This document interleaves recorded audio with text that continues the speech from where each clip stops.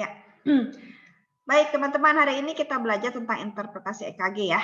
Nah, seperti yang tadi sudah dijelaskan, kita akan belajar tentang konduksi listrik jantung atau listrik jantung itu seperti apa sih, lalu membaca sinus rhythm, lalu mengenal berbagai macam ventricle extrasystole ya, atau VES atau PVC, nanti kita akan bahas. Oke, nah kita mulai dari yang awal ini ya. Jadi ada banyak sekali video di YouTube yang menggambarkan tentang bagaimana sih jalur listriknya gitu. Jadi boleh lah ya kalau kamu hari ini lagi nyantai, kuota YouTube kamu banyak gitu ya. Jadi coba lihat-lihat gitu kan ya. Banyak nih video-videonya bagus-bagus ya. Nah, intinya adalah ini konduksi listrik jantung. Jadi, konduksi listrik jantung itu dimulai dari S anode ya. Jadi S anode ini namanya pacemaker alami ya. Pacemaker. Nah, tulisannya pacemaker ya. Pace bukan peace ya. Aduh, saya belum bisa ngecat saya kalian ya. Nah, sorry. Jadi S anode ini pacemaker alami. Jadi dimulai dari sini nih.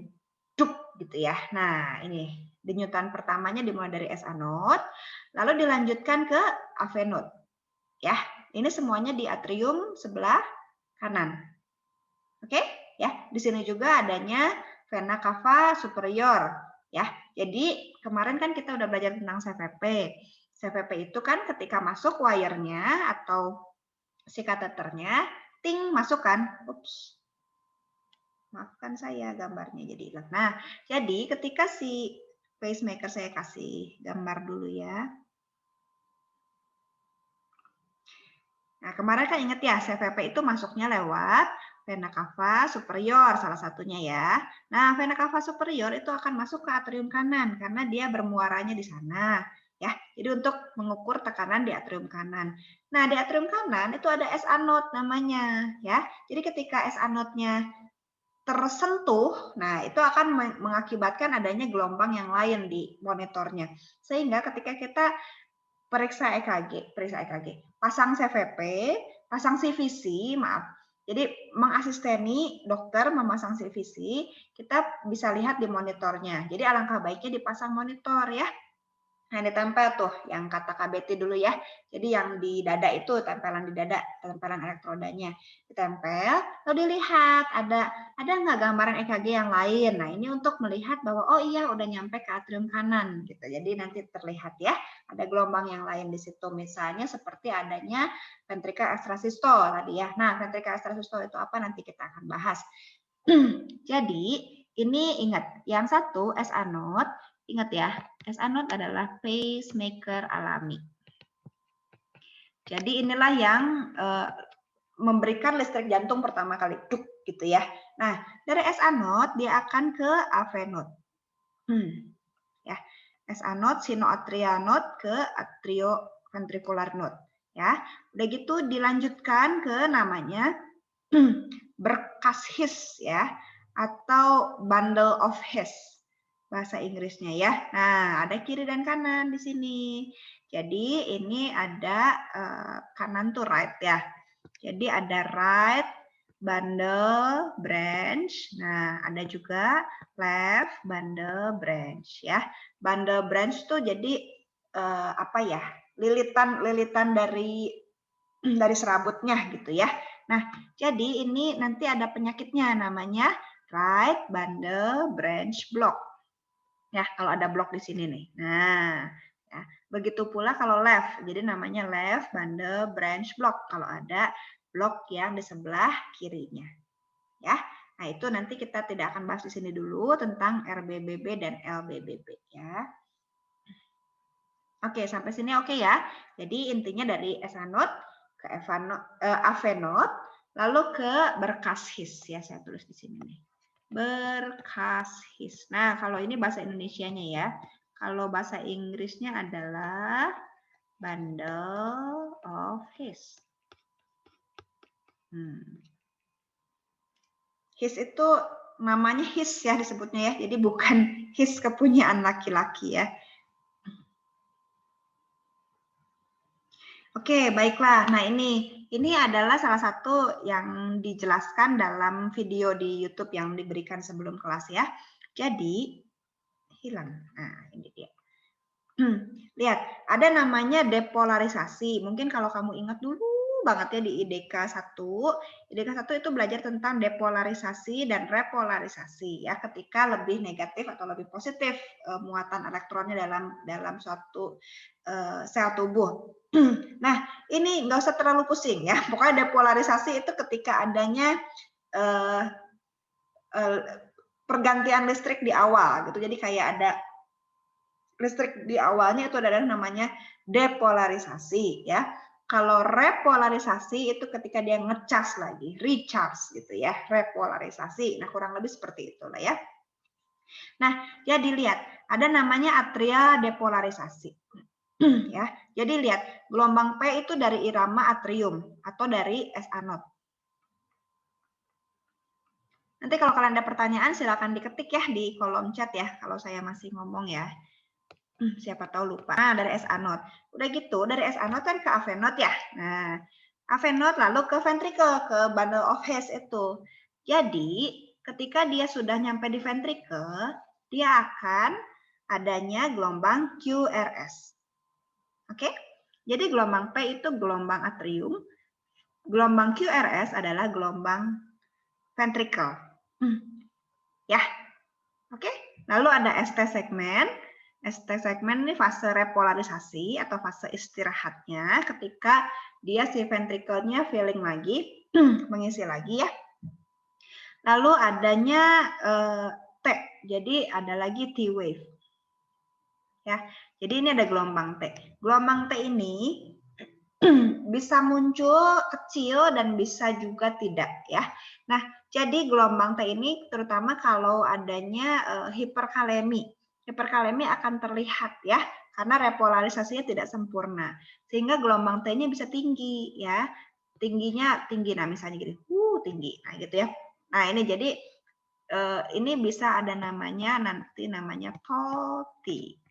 Ya, gelombang T yang tinggi. Jadi hampir, kalau tidak salah nanti silakan baca lagi ya. Sepertiganya gelombang, lebih dari sepertiga gelombang QRS ya. Jadi ini menunjukkan gejala hiperkalium.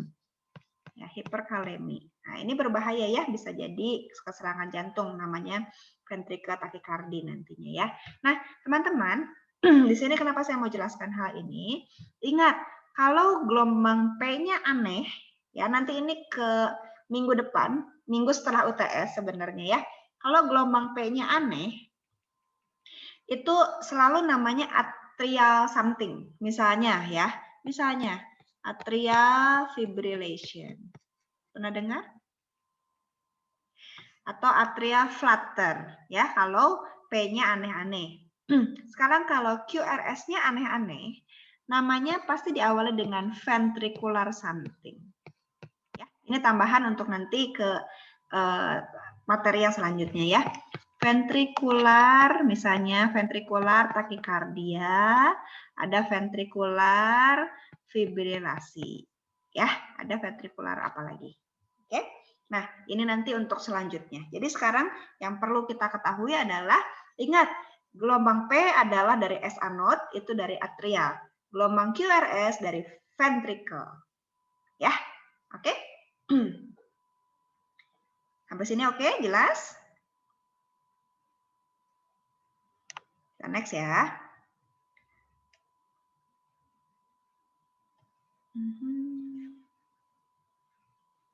Nah, semoga kalian bisa lihat gambaran EKG ini ya. Nah, ini kan yang biasanya EKG kalian lihat ya.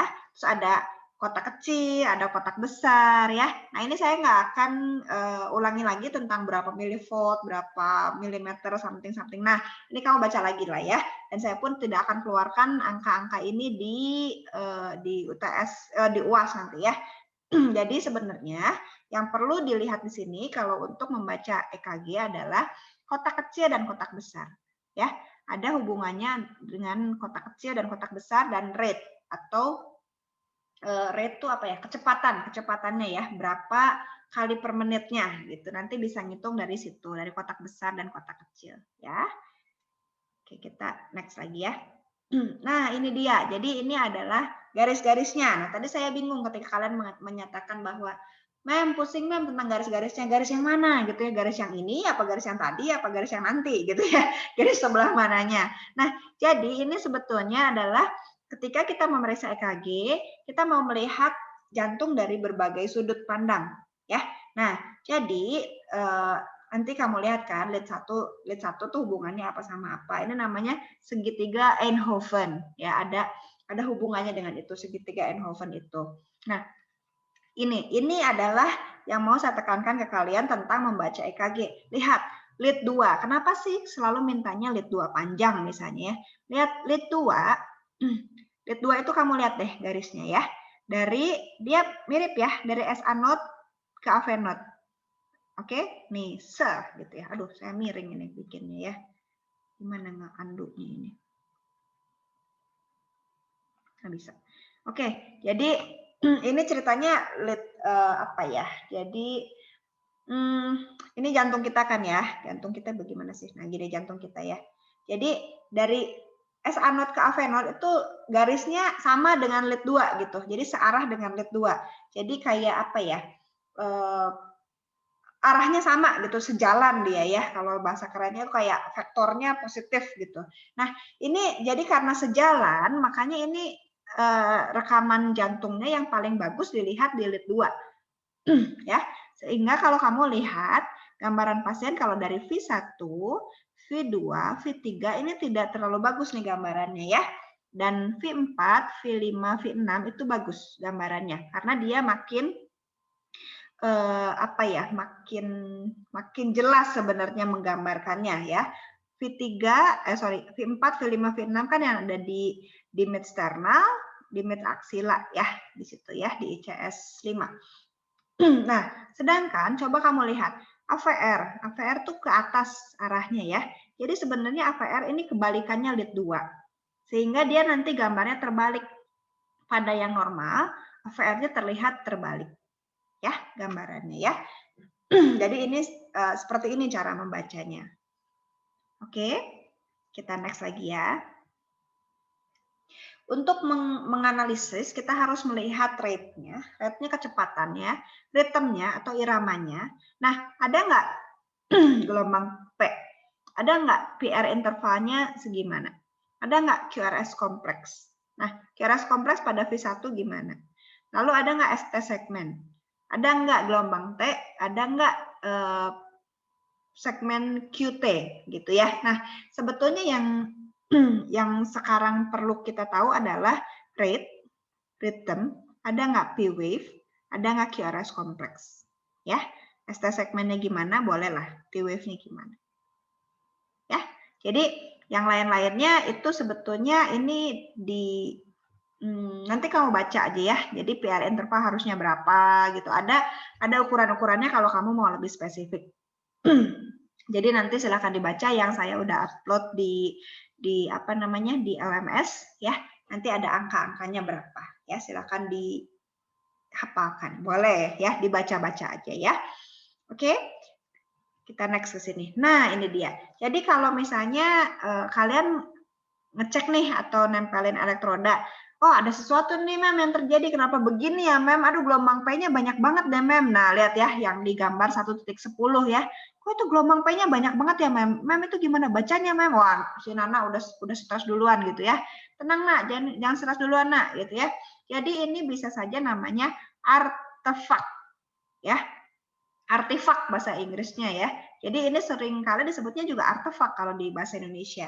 Nah, coba kamu lihat ya. Jadi bisa karena muskular ya. Jadi karena macam-macam, karena pasiennya gemeteran bisa. Jadi karena kulitnya lembab, udah gitu atau gelnya kering bisa gitu. Makanya kalau sebenarnya kalau kenapa EKG harus pakai gel gitu ya. Nah, ini buat menghantarkan listrik dengan bagus dengan media gel. Atau sekarang udah ada yang sekali pakai ya. Jadi itu juga bisa dipakai. Jadi memang tidak disarankan untuk memakai air atau alkohol ya. Jadi untuk konduksi yang baik adalah dengan gel sebetulnya ya. Nah, jadi kalau di rumah sakit nanti kamu sebisa mungkin pakai gel. Kalau kamu yang direktur rumah sakitnya, kamu sediakanlah ya gel EKG ya buat teman-teman di ruangan. Lebih murah kok dibanding JLNGT ya, harusnya. Oke, nah lalu ada juga wandering. Nah, wandering nih. Nah, nanti ini nih kalau EKG-nya begini bentuknya wi. Nah, ini biasanya dokternya agak melihat ini gimana sih kamu ya ngecek EKG-nya. Nah, jadi sebaiknya jangan yang begini ya. Nah, mungkin aja dia nggak nempel dengan baik EKG-nya. Jadinya wandering. Jadi mengkol-mengkol gitu ya. Kayak bukit-bukit di jalan di Padang kali ya kayak gitu ya. Jadi berbukit-bukit gitu ya, wandering. Nah, jadi sebaiknya kayak jalan di Batam aja, yang lurus-lurus aja, oke?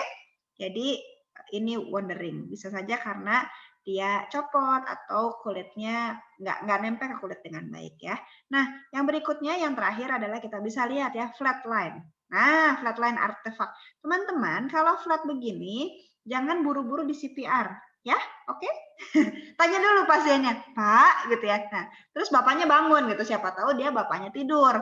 Nah, terus copot deh elektrodnya ya. Jadi jangan langsung di CPR ya. Misalnya Tasya nih baru belajar CPR gitu kan ya.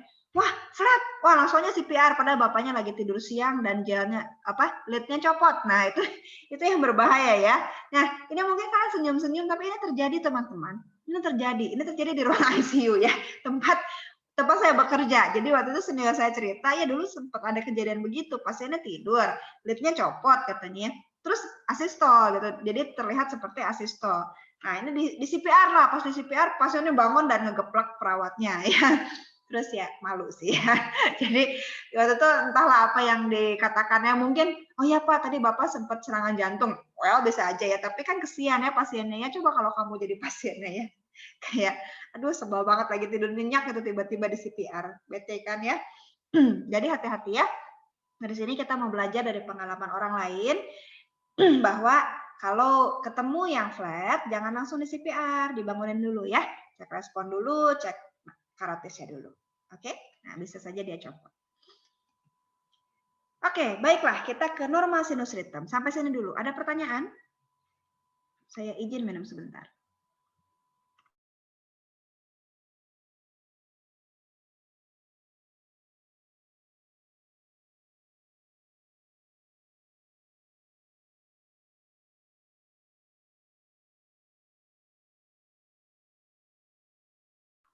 Oke, saya baru bisa ketik ya, chat saya baru muncul soalnya ya. Oke, baiklah teman-teman, kita mulai ke pelajaran awal. Normal sinus rhythm ya.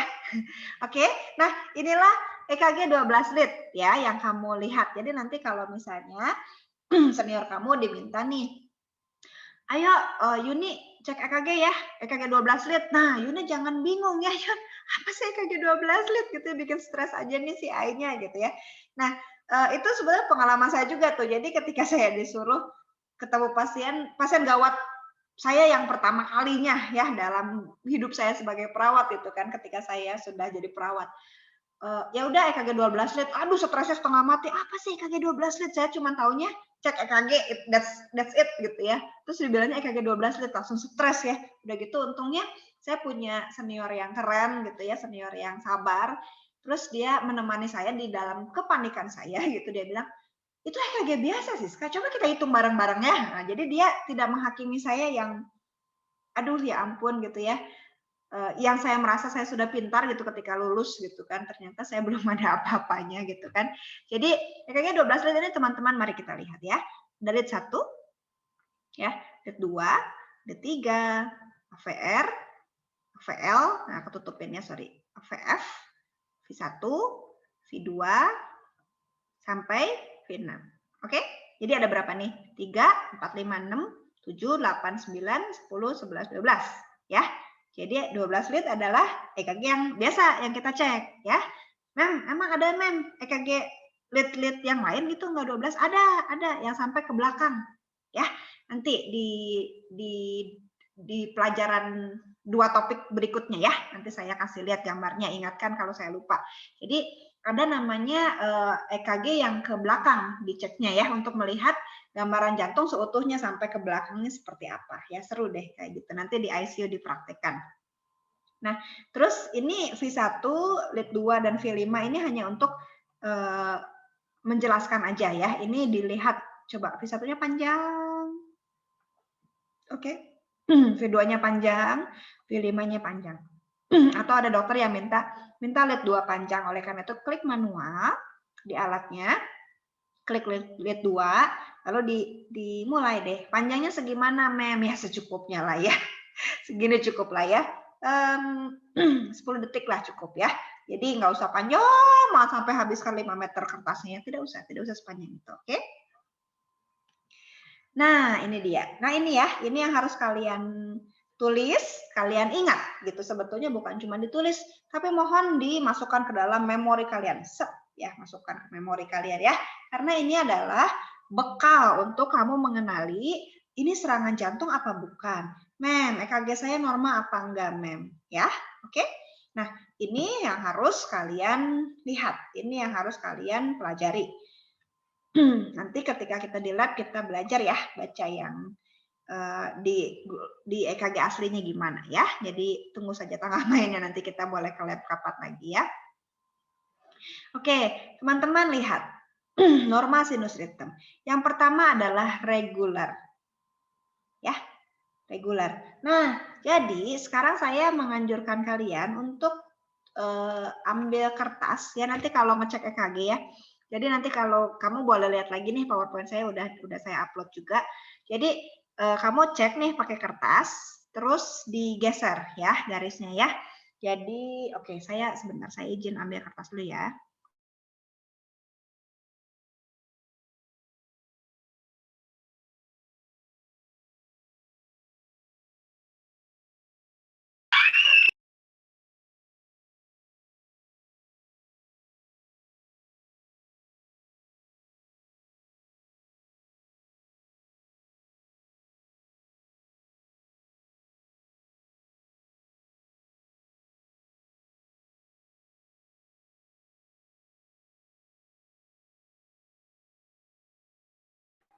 Tasya.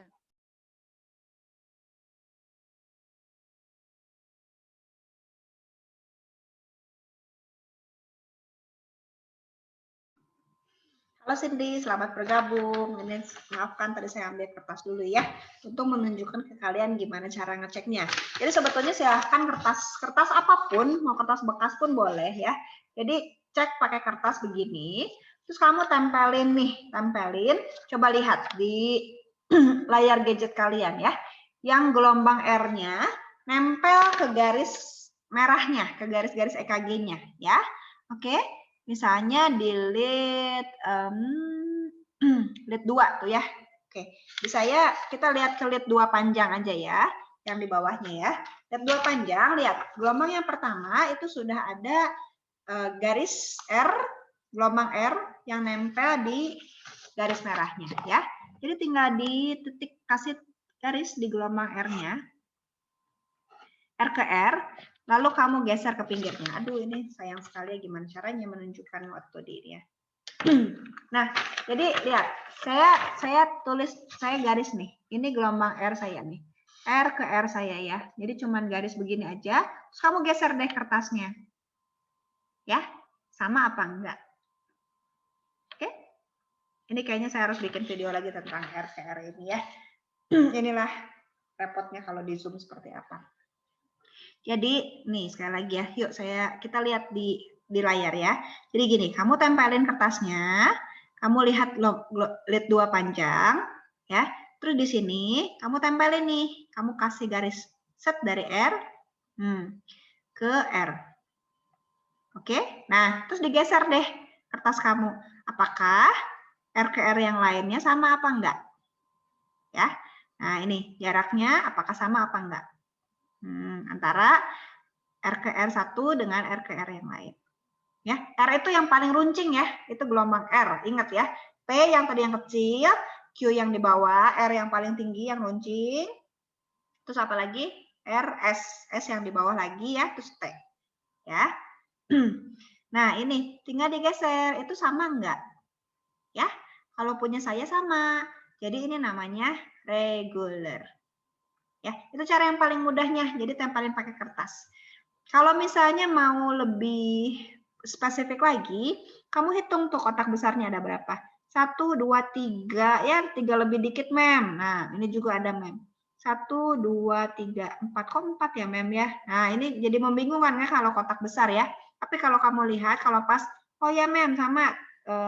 Ini 3,5 kotak besar, sama, Mem, semua. Nah, itu juga bisa. Ya. Dan terserah kalian mau yang mudah yang mana. Buat saya yang paling mudah adalah yang pakai kertas ini, di garis. Itu yang paling mudah yang bisa saya lakukan ya. Oke, yang berikutnya syarat sinus ritem adalah rate-nya 60 sampai 100 kali per menit. Ya, jadi ini adalah normalnya jantung kita ya. Kalau di bawah 60 itu bradikardi, kalau di atas 100 itu takikardi. Nah, lalu lihat lagi. Ada yang berikutnya adalah P, gelombang P yang diikuti QRS kompleks. Jadi setiap gelombang P perlu diikuti QRS kompleks. Kita lihat lead 1 ya. Ini ada gelombang P enggak? Ada ya. Ada gelombang QRS enggak? Ada. Oke. Jadi T-nya bisa ada, bisa enggak ya. Oke, kita lihat lagi. Berikutnya, P-nya ada enggak? Ada nih, Mem, P-nya. Ada QRS-nya enggak? Ada nih, Mem. Oke. Nah, terus kita lihat ke lead 2. Ada P-nya? Ada. QRS-nya ada? Oke, kita gelombang 3. P-nya ada enggak? Ada. QRS-nya ada enggak? Ada, Mem. Kebalik. Oke, yang penting ada dulu ya. QRS-nya. AVR-nya ada, Mem. P-nya kebalik, Mem. QRS-nya juga kebalik. Semuanya kebalik, Mem. AVR. Ya, nggak apa-apa. AVL ada nggak? Ada, Mem. Kecil-kecil. P-nya kecil-kecil nih, Mem. QRS-nya nggak ada nggak? Ada. Nah, ini normal. Ya. Nah, begitu pula sampai ke V6 ya. V6 ada nggak? P-nya. Ada, Mem. Kecil nih, Mem. P-nya. Oke, QRS-nya ada nggak? Ada nih QRS-nya. Nah, ya, jadi ada P yang diikuti dengan QRS kompleks. Jadi itu adalah bisa disebut sinus ritem. Lalu yang berikutnya adalah AVR-nya terbalik.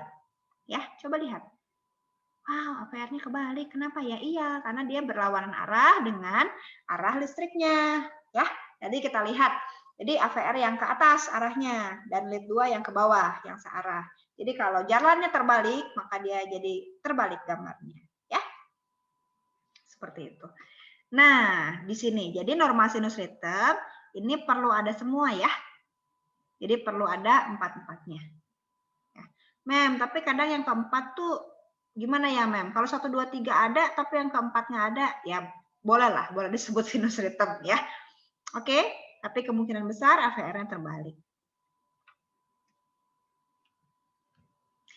Yuk, kita lihat di sini ya. Nah, ini sebetulnya ada bukunya, ada PDF-nya. Nanti kalau kalian mau, saya bisa kasih link-nya. Di Google juga ada sebenarnya ini ya bukunya ya. Jadi ini salah satu buku yang saya pakai untuk menyusun bahan kuliah hari ini. Jadi namanya ECG Made Incredibly Easy. Ya, ini sangat-sangat menyenangkan membaca buku ini buat saya pribadi ya. Oke, coba lihat yuk. Lihat normal sinus ritem di sini. Lihat. Jadi ada atrial dan ventricular rhythm regular. Oke, dia ngomong juga regular. Udah gitu ada P wave yang sebelum QRS kompleks. Sama kan ya. Gitu. Jadi each component of the ECG complex is present. Ya, ada gelombang P, QRS, T. Boleh lah ini tambahannya ya. Nah, lihat. Ada regular, ada normal. Sudah gitu, lihat. Similar in size and shape. Jadi sama ukurannya. Ya, ini ada ukurannya yang berapa milisecond itu ya, yang ada angka-angkanya itu. Jadi ingetin nih, palingannya gambarnya kayak gini nih ya. Jadi P-nya kayak gini, QRS-nya kayak gini. Jadi enggak yang lebar, atau yang kecil kali, atau yang gede banget, yang tinggi juga enggak ya. Jadi cukup kamu ingat sebenarnya, oh gambarnya begini, yang normal tuh yang begini ya. Dengan kamu tahu yang normal, kamu akan melihat nanti, oh ini abnormal nih, wah ini beda nih gambarnya, nanti kamu bisa mengenali ya. Mari kita lihat selanjutnya kita punya apa ya. Nah ini dia, ada namanya menghitung rate dengan kotak. Ya, ini cara menghitung sederhana. Nah, untuk menghitung pakai kotak kecil, Untuk menghitung pakai kotak kecil dan kotak besar, ini syaratnya harus reguler. Ya, lalu ada lagi yang berikutnya adalah dikalikan 10. Jadi dalam 10 detik berapa banyak gelombang R-nya dikalikan 6. Ya, nah ini ada rumusnya juga ya. Jadi dikalikan 6. Kalau saya pribadi, saya lebih nyaman dengan menggunakan kotak besar. Ya, karena angkanya lebih kecil. Kalau mau lebih spesifik, pakai kotak kecil. Kalau kotak besar saya masih bisa mikir menalar gitu. Kalau kotak kecil tuh pembaginya adalah harus dibagi dengan 1.500 ya. Kalau kotak besar 300. Jadi gini. Kotak besar dibagi 300 dibagi kotak besar, kalau dengan kotak besar ya. Kalau kotak kecil 1.500 dibagi kotak kecil. Kalau dengan menghitung 10 detik, ini dikalinya 6. Ya, setiap gelombang air dikali 6. Nah, coba kita lihat di sini ya. Kan ada kotak besarnya berapa nih? 1, 2, 3, 4, 5. Ya, oke, sorry nih. 1, 2, 3, 4, 5. Nah, dia hitungnya sampai 5,4 ya. Nah, tapi kalau seandainya 5, berarti 300 dibagi 5. Ya, kan ada 5 kotak besar nih ya. Coba kita lihat ya. 1 kotak besar, 2, 3, 4, 5 ya. Nah ini, ada 5 kotak besar. Jadi 300 dibagi 5 kotak besar. Jadinya 60. Ya kurang lebih mirip lah ya. Ini kan 56 nih. Nah, kalau kita jawab 60 juga ya kurang lebih lah. Mendekati ya. Mendekati ke irama yang aslinya. Oke, kalau mau spesifik memang pakai kotak kecil. Ya, tapi kalau hitung cepat, tahu pakai kotak besar juga boleh. Oh, ini kurang lebih 60. Oke, masih normal lah ya, tapi ini agak lebih sedikit. Kayaknya dia agak bradikardi. Nah, ya. Oke, nah begitu caranya ya. Kita lihat yuk. Baik, nah teman-teman di sini saya minta kalian ikut berbicara ya. Yuk kita hitung yuk. Coba lihat. Ups. Nah, sekarang saya minta partisipasi kalian ya. Oke, saya punya 3 nih, punya 3 gelombang ya. Yang nomor 1, yang nomor 2, nomor 3. Yuk kita hitung rate-nya yuk. Rate-nya, coba yang pertama. Ada yang mau menghitung berapa kotak besar ini?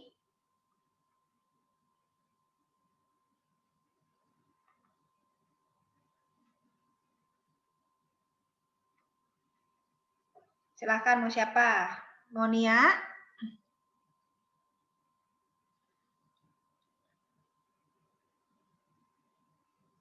Nia mau bantu saya, Nia? Ya, Mem. Oke, yang pertama yuk, Nia yuk. Nah, yang berikutnya Nana ya. Nah, coba bantu ya, Nak. Yang ketiga, siapa nih? Tasya ya, Tasya ya. Oke, yang pertama Nia, Nia yuk coba lihat.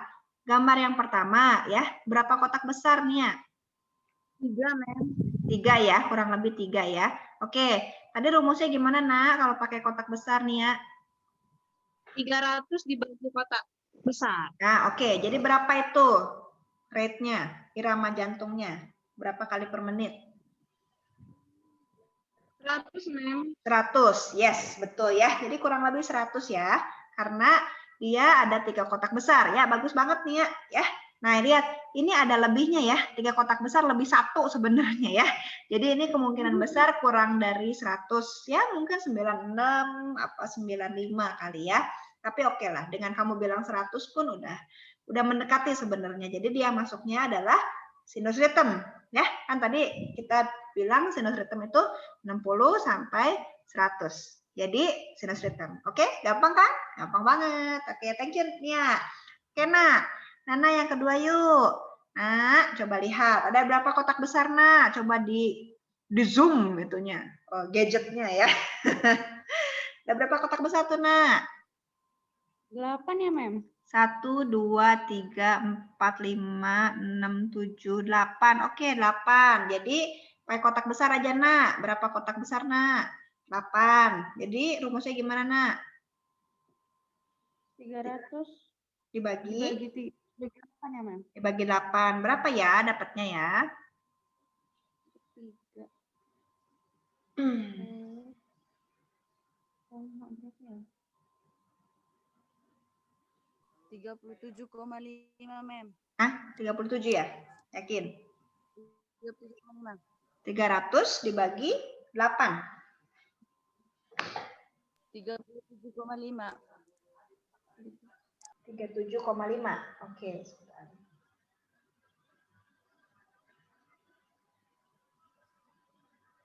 Ya, betul sekali ya. Sorry. Jadi 300 dibagi 8 adalah 37,5. Wow, dia kurang lebih nadinya sekitar 38 ya. Kurang dari 60 kali per menit. Jadi apa tuh, Nak? Thank you Yuni udah bantu ngitung. Bradikardi, Mem. Nah, jadi namanya adalah karena dia reguler, jadi tetap namanya adalah ada sinusnya. Sinus bradikardi. Ya. Dan juga ada gelombang P yang diikuti dengan QRS kompleks. Oke? Jadi namanya tetap sinus depannya ya. Sinus bradikardi. Oke? Yuk, yang berikutnya. Tasya. Ya, Mem. Oke, Tasya mau bantu lihat yang gambar nomor 3, Tasya. Ya, Mem. Yuk, berapa kotak besar, Tasya? 2 ya, Mem. 2,5. Oke, nggak nyampe setengah ini, Tasya. Oke, anggaplah 2 lah ya kotak besarnya ya. Nanti kalau kalian mau ngitung pakai kotak kecil-kecil, misalnya Yuni lagi rajin mau ngitung kotak kecil-kecil, silakan Yun, boleh banget ya Yun ya. Oke, Tasya. Jadi gimana tadi rumusnya, Tasya? Ya, Mem. Rumusnya gimana tadi kalau pakai kotak besar? 300 ya, Mem. Ya, dibagi 300 dibagi 2. 2. Jadi Kotak berapa? besar.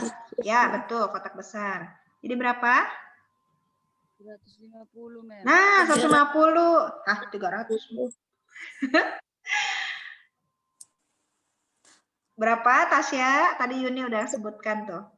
150, Mem. 150 ya. Sip. Yuni tadi ada ngitung kertas kecil. Kotak kecil ada nggak, Yun? Ya, mem. Ada ngitung pakai kotak kecil nggak, Yuni?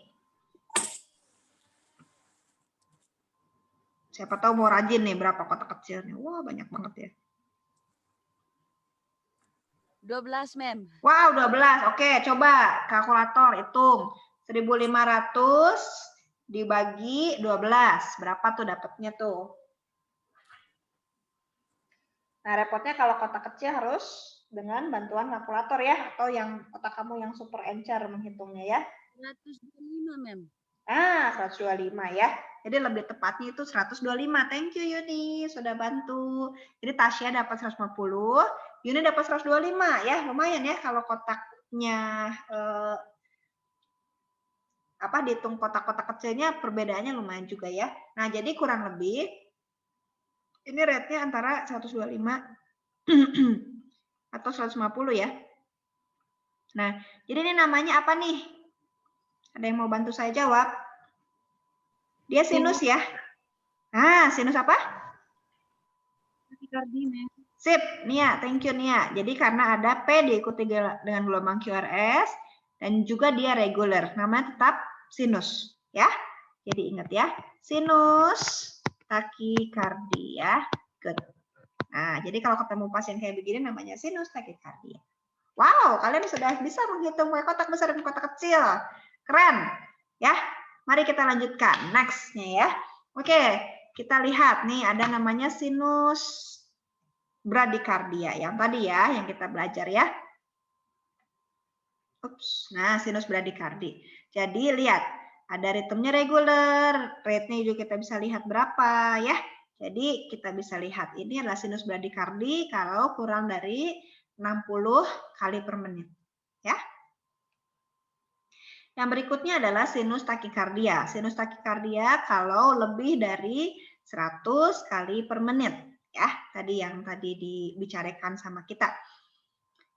Jadi inilah, ada beberapa macam. Oke, nah kita lanjut next step-nya ya.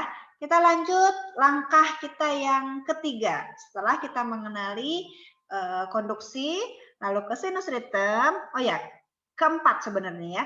Kalau kita bisa membedakan sinus ritem, sinus bradikardi, sinus takikardi. Ini next step. Yang keempat adalah tentang PVC atau enggak VES ya. Oke, semoga kalian belum mabok gitu karena ini masih menyenangkan sebetulnya. Oke, masih bisa tahan atau mau break dulu sebentar? Lanjut? Lanjut. Oke, baiklah. Nah, ini adalah PVC ya. PVC ini jadi dia prematur namanya. Jadi harusnya belum muncul tapi dia sudah muncul ya. Makanya namanya prematur dan ventricular contraction. Dia adanya di ventricle-nya ya. Jadi ada konslet listrik sebenarnya ya. Nah, kan ini kamu lihat ya, kita lihat gambar yuk sekali lagi ya. Lihat, ada SA node yang kuning ini yang pacemaker alami, lalu AV node, lalu ada bundle of His yang kuning ini ya. Nah, lihat nih yang kuning ini kamu bisa lihat ya. Jadi ada lihat right bundle branch dan left bundle branch yang tadi saya udah kasih tahu. Nah, kalau tiba-tiba ada tuh listrik yang konslet tuh jeder gitu kan di ventricle-nya ya. Nah, ini akan menyebabkan namanya PVC atau VES. Jadi ini bisa mengganggu heart rhythm-nya, mengganggu denyut nadi kamu. Jadi suka ada tiba-tiba kayak dek gitu ya. Lah, kok ada dek lagi gitu ya. Nah, mungkin kamu merasakan karena ini biasa dialami oleh orang-orang muda dan atlet ya. Jadi suka ada kayak kok jantungnya kok kayak nggak enak ya, degupnya kayak ada tambahan. Nah, mungkin kamu bisa merasakan diri kamu sendiri ya seperti apa ya. Jadi ini bisa terjadi pada orang normal. Nah, disebutnya juga ada namanya prematur ventricular complex atau ventricular premature beats atau extrasystole. Di Indonesia seringkali dikenal sebagai ventricle extrasystole. Ya. Nah, jadi lihat nih, sometimes you feel a skip beat or palpitation. Jadi bisa aja kayak ada yang kelewat beats-nya atau enggak deg-degan ya. Terutama kalau kamu minum kopi misalnya ya. Kafein gitu kan atau stres ini bisa dipengaruhi oleh itu. Nah, kita lihat di sini ya. Oke, tulisannya banyak pakai bahasa Inggris, tenang aja. Saya akan coba bacakan pelan-pelan ya. Jadi, teman-teman, kalau bisa jadi kalau misalnya nih kalau orang mengalami VES, apakah dia selalu normal? Oh, enggak juga ya. Tapi bisa aja dia mengalami gangguan jantung ya. Misalnya ada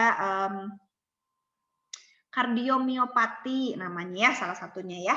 Jadi ada gangguan di otot jantungnya itu bisa, atau ada scar, ada luka, atau juga ada namanya dulu murid saya ada mengalami Wolff Parkinson syndrome ya, ada begitu ya.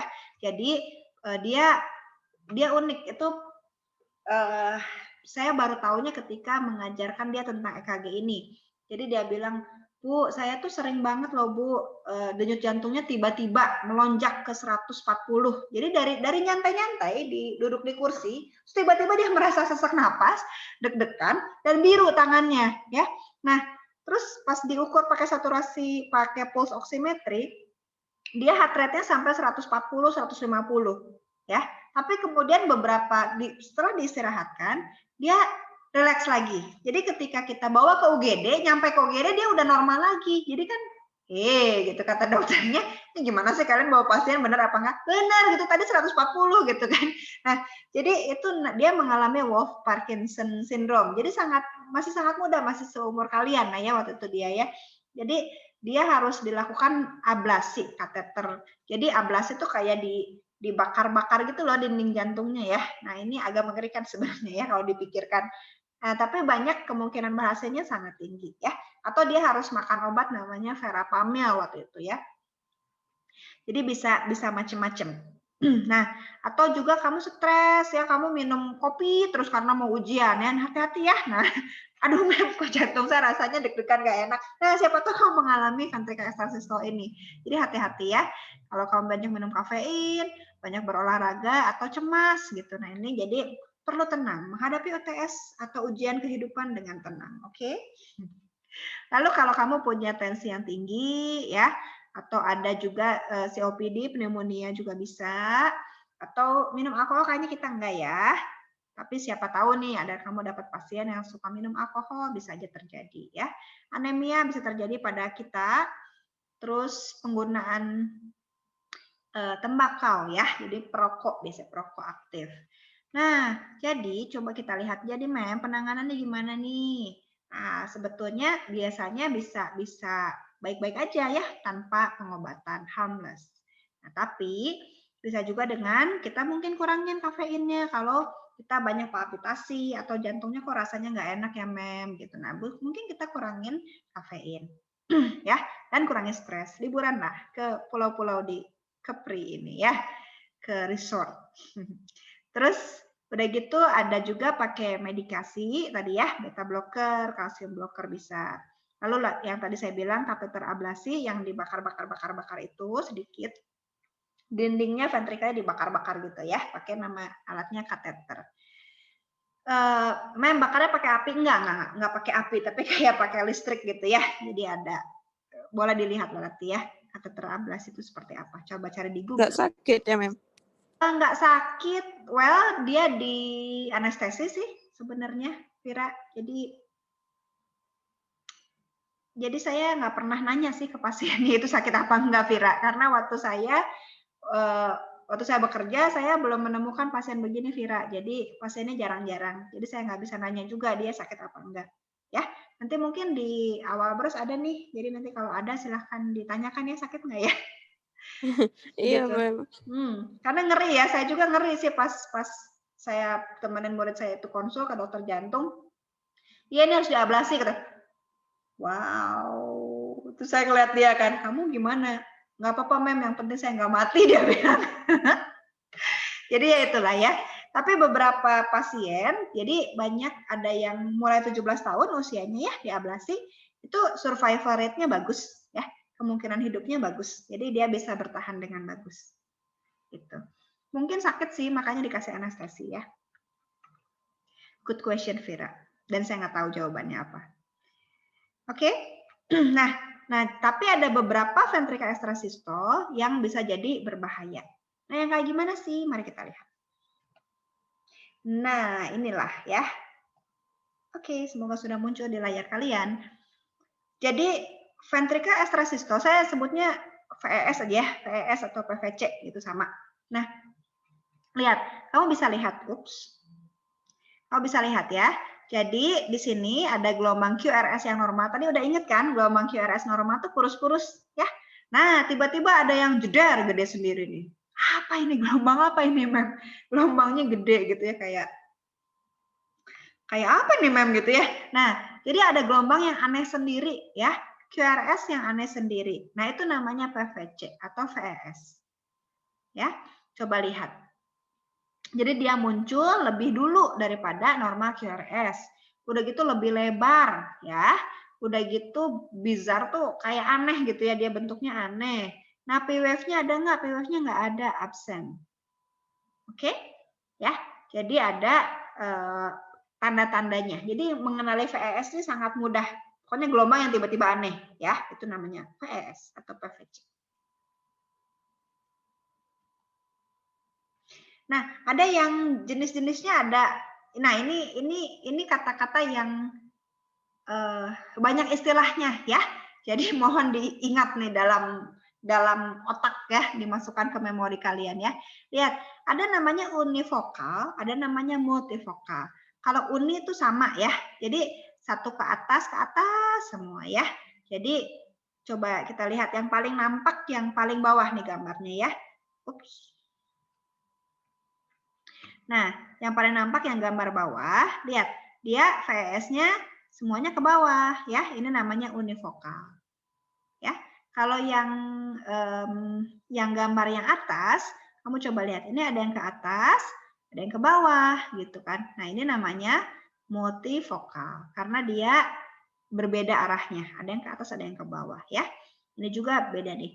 Ini ke atas, sudah benar. Ini ke bawah, ya. Ini kemungkinan besar multivokal. Oke. Yang berikutnya adalah Ada namanya bigemini, ada namanya trigemini, ada juga disebut quadrigemini ya, tapi yang quadrigemini agak jarang sih. Bigemini ini yang agak danger. Bigemini ini munculnya setiap gelombang yang kedua. Jadi gini, ini bigemini nih yang gambar yang saya kasih panah ya. Lihat, ini normal. Lihat, ini normal, terus ini adalah VES ya. Ini normal, ini VES. Oke, kamu coba lihat ya. Nah, saya kasih nomor ya. Ini gelombang yang pertama, ini gelombang yang kedua. Ya, yang satu itu yang normal. Lalu muncul lagi gelombang normal, lalu muncul lagi gelombang tidak normal, ya. Jadi setiap gelombang yang kedua itu muncul VES-nya namanya bigemini. Ya, bi itu 2. Oke? Jadi trigemini gimana? Ya, yang gelombang yang ketiga, ya. Yang bawahnya adalah trigemini. Ya, PVC every third beat. Jadi lihat, gelombang pertama normal, gelombang kedua normal, gelombang ketiga VES atau PVC. Ya, coba kita lihat lagi. Gelombang 1 normal, gelombang 2 normal, gelombang ketiga adalah tidak normal. Jadi ini namanya trigemini, setiap yang ketiga. Kalau quadrigemini yang kayak gimana, Mem? Setiap yang gelombang keempat. Ya. Jadi itu adalah namanya berdasarkan waktu munculnya. Oke? Nah, kita lihat yang berikutnya. Nah, ini ada tipe yang berikutnya. Nah,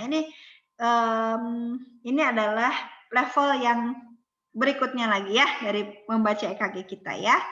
Nah, tipe PVC, coba lihat ya. Ini nih, yang saya mau tekankan adalah yang group beats. Ya, yang group beats sama yang couplet. Nah, ini nih yang saya kasih kotak. Ya, karena yang lainnya itu yang mengancam nyawanya. Nah, ini yang tadi yang saya bilang, kenapa dari VES kalau dibiarkan bisa mengancam nyawa, terutama kalau dia sudah mulai lebih sering munculnya. Jadi ada namanya couplet. Nah, ini bukan bigemini, tapi coupled. Jadi kayak couple berpasangan ya. Couplet. Nah, couplet, coupled juga bisa. Couplet disebutnya ya. Nah, jadi ada 2 VES yang beriringan, yang barengan. Jadi dia berpasangan ya. Nah, couplet ini kalau nanti dia munculnya kalau tidak salah ya dalam 1 menit lebih dari 6 kali, itu sudah berbahaya ya. Jadi kalau kamu melihat couplet ini, kamu harus laporkan ke dokternya ya. Dok, ini ada couplet nih ya, ada PVC couplet. Nah, kau lapor. Karena nanti bisa menjadi serangan jantung atau yang disebut dengan ventricular tachycardia. Itu yang berbahayanya. Ya. Oke? Nah, ini juga ada ventricular bigemini. Bigemini adalah R on T. Ada juga, tidak semua bigemini itu R on T. Tapi kalau di sini digambarkannya, bigemini ada dalam R on T. R on T itu begini. Ini adalah salah satu yang paling danger buat pasien kamu ya. Jadi kamu lihat, ini adalah gelombang T ya. Tapi di gelombang T ada yang runcingnya tuh. Ya, swing, muncul gelombang R. Ini namanya R on T phenomenon. Jadi ini bisa berbahaya, bisa ujungnya ke VT juga, ventricular tachycardia. Nah, Mem, itu Mem ada salvo Mem. Salvo apa ya Mem ya? Nah, salvo itu yang lebih dari 2. Ya. Jadi ada couplet sebetulnya, bisa juga disebutnya triplet kalau ada 3 biji nih PVC-nya ya. Nah, kalau ada 3 biji gitu ya, bisa disebutnya triplet. Atau langsung disebut salvo. Salvo juga nggak apa-apa, nggak masalah. Ya. Jadi couplet dan salvo. Salvo itu yang lebih dari 2. Ya. Ini yang berbahaya ya teman-teman ya. Jadi kalau kamu ketemu ini, ngecek pasien kamu, oh ada VES-nya gitu ya. Oh kata Mem Siska nggak apa-apa sih. Tar dulu, lihat dulu ya. Wah Mem ada couplet nih Mem. Atau wah Mem ada salvo nih. Nah, pasiennya Yuni ada salvo. Wah ini harus segera dilaporkan ya. Karena dia bisa jadi bisa tiba-tiba serangan jantung. Berbahaya. Oke. Nah, ini sedikit lagi ya, kita selesai di sini ya. Jadi kita sekarang belajar mem. Jadi kalau pasien begini diagnosa keperawatannya apa dong kalau kita dapat kasus begini. Nah, teman-teman ini dari Nanda 2018-2020 dari yang terbaru ya. Coba lihat. Ini adalah salah satu diagnosa yang paling tepat kalau pasien kamu mengalami gangguan irama jantung ya. Adalah penurunan cardiac output atau enggak resiko penurunan cardiac output tergantung dari dia tanda-tandanya sudah banyak atau belum. Jadi pasien kamu beresiko atau enggak sudah aktual mengalami cardiac output. Coba lihat ya. Jadi kenapa? Karena irama jantung yang tidak teratur itu menyebabkan tidak cukupnya darah yang dipompakan ke jantung. Ya, nah lihat definisinya. Sesuai kan? Sesuai ya, dia mempengaruhi cardiac output karena cardiac output kan stroke volume kali heart rate. Ya, kalau heart rate-nya nggak benar, jadi stroke volume-nya akan terganggu sehingga cardiac output-nya terganggu. Ya, jadi masalah keperawatannya adalah penurunan cardiac output. Lihat, defining karakteristik ini adalah DODS-nya. Ya, coba lihat. Dia ada bradikardi nggak? Ada perubahan EKG nggak? Ada palpitasi jantung? Ada takikardi? Nah, ya, lihat. Ada banyak ya di sini yang bisa muncul. Jadi ini adalah diagnosa yang paling tepat. Mem, berhubungan faktornya apa? Berhubungan dengannya apa, Mem? Nah, berhubungan dengannya ini bisa nih gangguan kontraktilitas, gangguan denyut jantung, gangguan irama jantung bisa. Ya, jadi ini macam-macam. Kalau mau lebih spesifik ke nanti ada angka-angkanya, cardiac index. Ada namanya afterload dan preload. Kalau ini berhubungan dengan cairan yang dia punya juga. Sama ketidakmampuan pompa jantungnya ya. Nah, tapi untuk soal heart rate, soal ritme ini, soal EKG, kau bisa pakai ini. Jadi penurunan cardiac output berhubungan dengan gangguan irama jantung. Ditandai dengan EKG menunjukkan sinus bradikardia. Nah, kayak gitu. Bunyi diagnosanya. Nah, Mem, jadi intervensi keperawatannya apa nih, Mem? Intervensi keperawatannya ingat, karena kita bekerja di ruangan kritis ya, kita harus lihat karena kita konsepnya adalah ini kondisi mengancam nyawa. Jadi tentu saja kita harus kembali lagi kepada airway, breathing, circulation, ya. Cek ABC-nya bagaimana, oke? Cek TTV-nya, tanda-tanda vitalnya lengkap bagaimana. Dengan klinis pasien. Oke, Mem, ini TTV-nya sebenarnya masih 120 Mem per 70.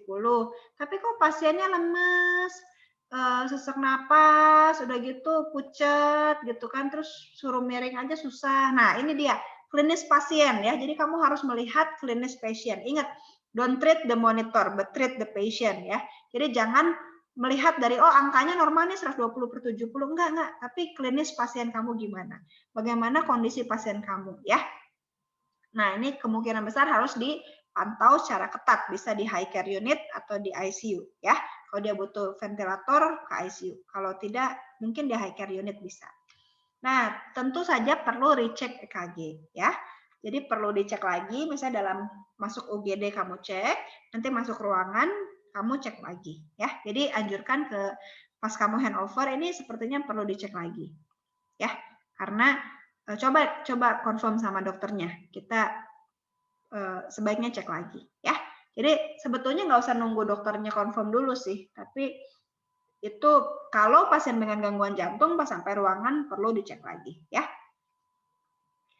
Nah, terus yang berikutnya gimana nih, Mem? Kalau ternyata dia bradikardi terus, Mem, nggak bisa ya. Nah, ini perlu ditambah pacemaker. Yang dioperasi dipasang pacemaker itu ya.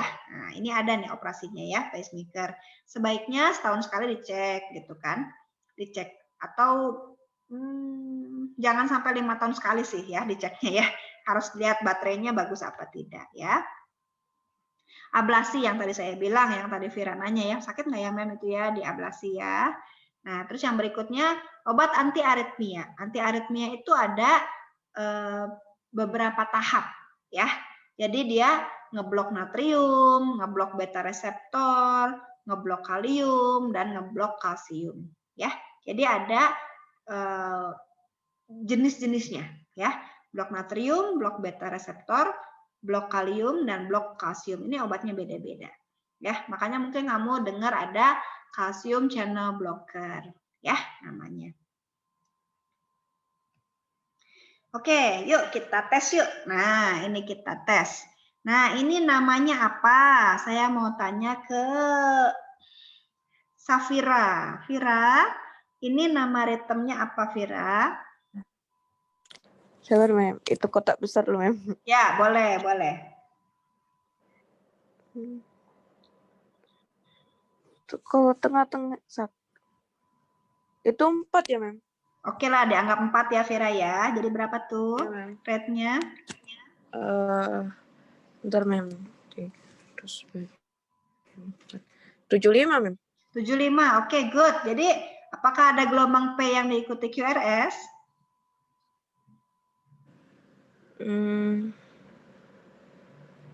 Ada, Mem. Ada, oke.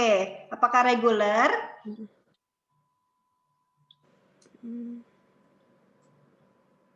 Enggak, Mem. Enggak, yakin. Kenapa enggak reguler, Vira? Untuk melihat reguler, kamu lihat sini. Kasih garis aja nih. Pakai kertas. R ke R. Oh, reguler sini, Mem. Nah, reguler ya. Nah, oke. Jadi memenuhi syarat untuk disebut apa namanya? Sinus. Nah, sinus apa?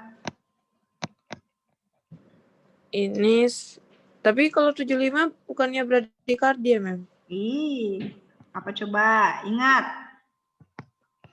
Normanya berapa? 60 sampai 100. Oh ya, 60 sampai 100. Iya, jadi apa nih namanya, Vira? Namanya sinus. Nih, apa nih? Sinus. Apa tadi, Mem? Tuh, udah saya tulis tuh di Sinus layar tuh. ritm, ya Allah. Iya. Iya, Mem. Iya, sinus ritm ya. Nah, ini ya. Jadi sinus ritm. Oke. Iya, Mem. Baiklah. Oke, saya stop itu dulu ya. Stop recording dulu. Supaya kita lebih enak nanti ngobrolnya. Stop recording.